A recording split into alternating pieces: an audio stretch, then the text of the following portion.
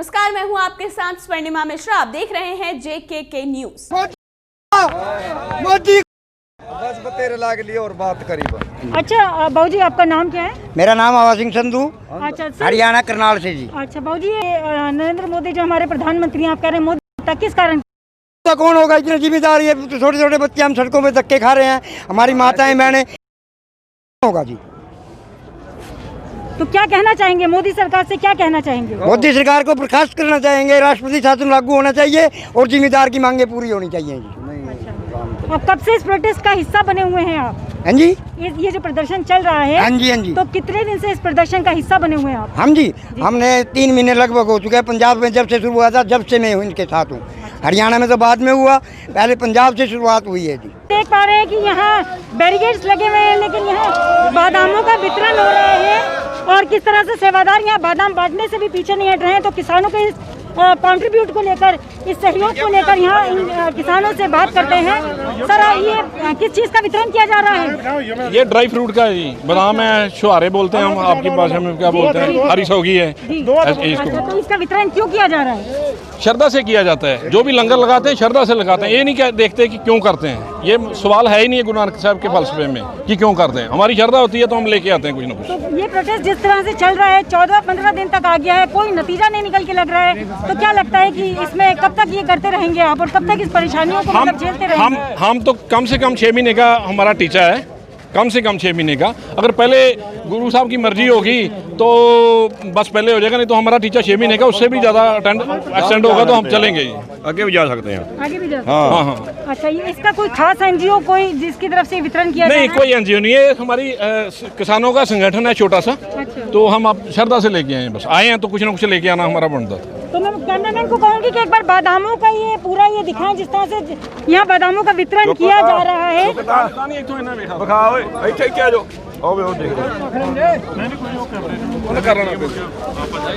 तो आप देख सकते हैं कि यहाँ किसान पूरी तरह से डटे हुए हैं। 6 महीने का पूरा हिसाब लेकर वो चल रहे हैं कि 6 महीने हो या फिर अनिश्चितकालीन हो, ये प्रोटेस्ट जब तक चलेगा किसान अपना सहयोग करते रहेंगे। इस प्रोटेस्ट से किसी भी तरह से नहीं हार मानेंगे।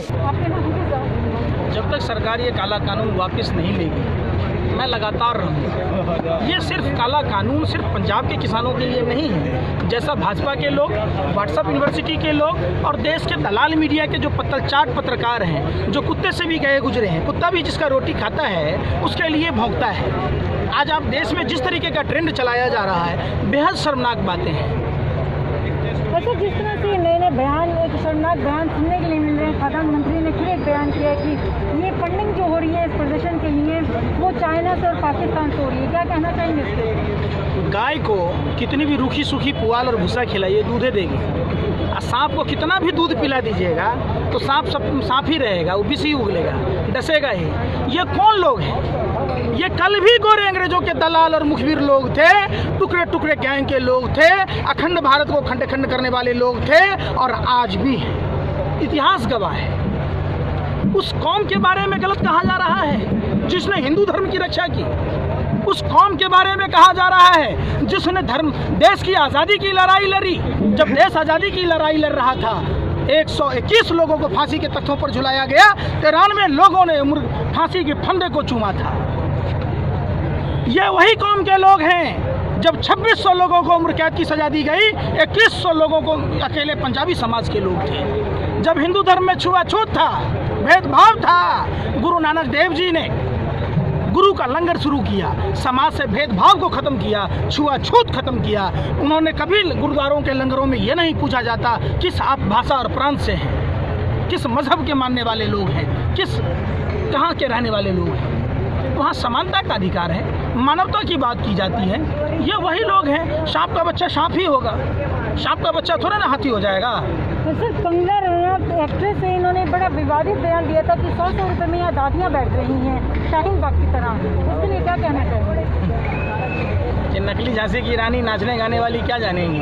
महिला हो के महिला हैं, इसलिए इनको, नहीं तो मैं इतनी गंदी बात बोलता कि ये सोचते रहती है। ये खुद ही चंद सिक्कों के लिए तवाइफ की तरह मुजरे गाती हैं, तो ये दूसरे को क्या कहेंगे? अरे उन दादियों से पूछो, किसान के पास भगवान श्री कृष्ण ने किसान के बारे में कहा कि किसान जो है ईश्वर का सहायक होता है। किसान राजा से बड़ा होता है, राजा सिर्फ अपने राज्य का पालक होता है, किसान पूरी मानवता का पालक होता है। तो कंगना रनावत जैसे क्या बोला आपको मैं, सांप का बच्चा सांप ही होगा, जैसे लोगों के संसर्ग में रहेंगे वैसे ही होंगे। ये देश के गद्दारों की पूरी टोली है, मुखबिरों की पूरी टोली है, जो टुकड़े टुकड़े गैंग के लोग हैं। ये अपने ही देश में अजीब से, देखिए बात बताइए, जो शाहीन बाग में बैठे थे मौलवी शाह, वो देश के गद्दार थे। जब बीजेपी में आ गए तो इनके जीजा हो गए। जो वहाँ महिलाएं बैठी थी वो बजारू थी, जब बीजेपी में आ गए तो बहन हो गए। जो फारूक अब्दुल्ला बीजेपी में थी तो देशभक्त थे। महबूबा जब बीजेपी में थी, सरकार बनाए तो बहन थी, जब बाद में चली गई तो देशद्रोही हो गए। जब टीएमसी का विधायक बंगाल में इस्लाम बांग्लादेशी था, जब बीजेपी में आ गया तो देशभक्त हो गया। जब ज्योतिरादित्य सिंधिया कांग्रेस में था तो इनके बाप दादा गोरे अंग्रेजों के दलाल थे, जिसके कारण झांसी की रानी को पराजय का सामना करना पड़ा। अब पराजय का सामना नहीं करना पड़ा जब बीजेपी में आया। तो बीजेपी के चाल चरित्र चेहरा को देश ने देखा है। ऐसा मशीन लगाया हुआ है कि इधर से टाटा सफारी डालिएगा, इधर से महिंद्रा यूबी निकलेगा। विकास दुबे कांड में आपने देखा होगा। दूसरा, ये पतित पावनी माँ गंगा को भी फेल कर दिया है, अपने को गंगा समझता है भाजपा वाले।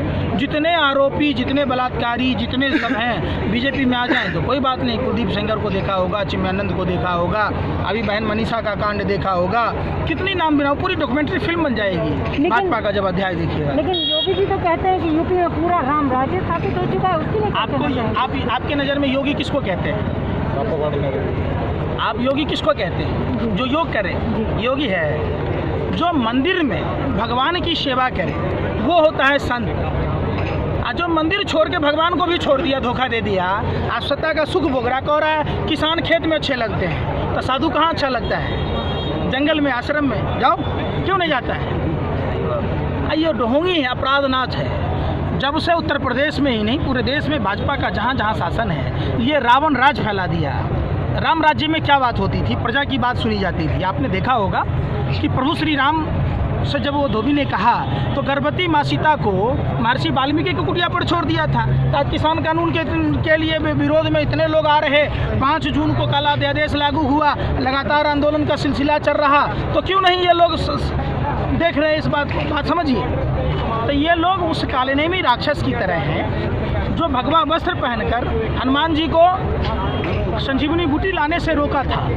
ये वही लोग हैं जो देश के विकास को अवरुद्ध किया। सरदार मनमोहन सिंह जी ने देश की जीडीपी को 10.5% पहुँचाया था, इन्होंने माइनस में पहुँचा दी। मोदी जी के शासन में पिस गया पूरा देश, विकास चला गया बांग्लादेश। जली को आग कहते हैं, बुझी को राग कहते हैं। और जिस बात को सुनकर देश की जनता का हाल बेहाल हो जाए उसे मोदी जी की मन की बात कहते हैं। मन की बात आदमी किससे कहता है? अपनी धर्मपत्नी से। तो भरी जवानी उनसे शादी करके छोड़ दिया, घूंट घूंट कर मरती रही। कहते हैं आत्मनिर्भर बना दिया। ऐसा ही भी सब मजदूरों को देश का आत्मनिर्भर बना दिया। ट्रेनें बंद कर दी। जब WHO ने 30 दिसंबर को कहा था, 31 दिसंबर को कोरोना है, तारीपार गृह मंत्री दिल्ली में पर्चा बांट रहा था घर घर, यहाँ आने में उसको शर्म आ रहा है। बात समझिए। ट्रंप की गुलामी की जा रही थी। व्यापम घोटाला वाले आटा चोर कंस मामा को जब तक सरकार नहीं बनाया 23 मार्च तक, तब तक देश में कोरोना का नाम नहीं लिया। 24 मार्च को अनप्लान लॉकडाउन लगाया तो लाखों लोग मतलब सड़कों पर परेशान हुए। क्या कहता है 11 करोड़ लोगों को घर पहुंचाया। तो ये माँ बहनें सड़कों पर बच्चे जन्म दे रही थी। कैसे दे रही थी भाई? समझिए बात को। फिर उसके बाद आइए, पहली बार देखा गया कि मोदी जी के शासन में लोग सोच रहा था बैटरी वाली कार आएगी जो हवा में उड़ेगी। लोगों को क्या पता थी कि लोग बैल भी हट जाएगा, आदमी ये बैल बन जाएगा। ये कह रहे थे हवाई चप्पल वाला हवाई यात्राएं करेंगी। हवाई जहाज भी किया, हवाई चप्पल भी छीन लिया। लोग प्लास्टिक की बोतल पहन के जा रहे थे। तो इस सरकार में एक भी बात बताइए, प्रधानमंत्री खुद कहते थे कि 100 दिन में अच्छे दिन नहीं आए तो मुझे सूली पर लटका देना। 50 दिन में काला धन नहीं आया तब पछुआरा पर लात मार देना। आ जाइए ना प्रधानमंत्री जी। सफेदोधन चला गया, नोटबंदी से फ़ायदा हुआ, GST से फ़ायदा हुआ, देश का 268 टन सोना गिरवी रख दिया, पूरा देश का हिंदुस्तान रेल बेचा, एयर इंडिया बेचा, BPCL बेचा, सब कुछ बेच दिया। तो पैसा कहाँ गया?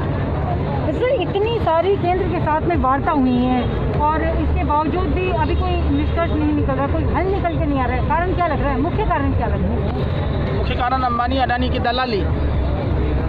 सरकार जो 1000 ऑफिस बनाया पूरे देश में, ये पैसे कहाँ से आए? भाजपा के RSS के नेता क्या चाय बेचते थे, रिक्शा चलाते थे, मजदूरी करके लाए जो 5 स्टार होटल बनाए? आप समझिए बात।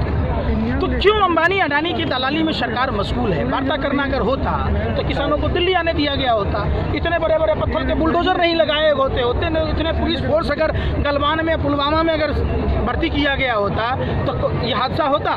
चाइना ज़मीन कैप्चर करता तो सावन के झूलों में गा रहे थे गाना, हज़ारों टन सब्जियां बर्बाद कर रहे थे, आगरा का ताजमहल दिखा रहे थे। क्या फ़ायदा हुआ? देश को गुलाम बनाया जा रहा है। ये उसी कौम के लोग हैं, देश की दूसरी आज़ादी की लड़ाई लड़ रहे सभी हिंदुस्तानियों को अपना भाषा, प्रांत, दलगत भावना को छोड़कर इनके कंधे से कंधे लड़ाकर सभी देशवासियों को इस लड़ाई में शामिल होना चाहिए। तो ये थी हमारी खास कवरेज सिंधु बॉर्डर से। कैमरा में शाहनवाज के साथ दिल्ली से अफशा खान की रिपोर्ट। अगर अभी तक आपने हमारे चैनल को सब्सक्राइब नहीं किया है तो तुरंत सब्सक्राइब करें JKK न्यूज़। साथ ही बेल आइकन को प्रेस करना ना भूलें ताकि हर खबर की नोटिफिकेशन आप तक सबसे पहले पहुंच सके।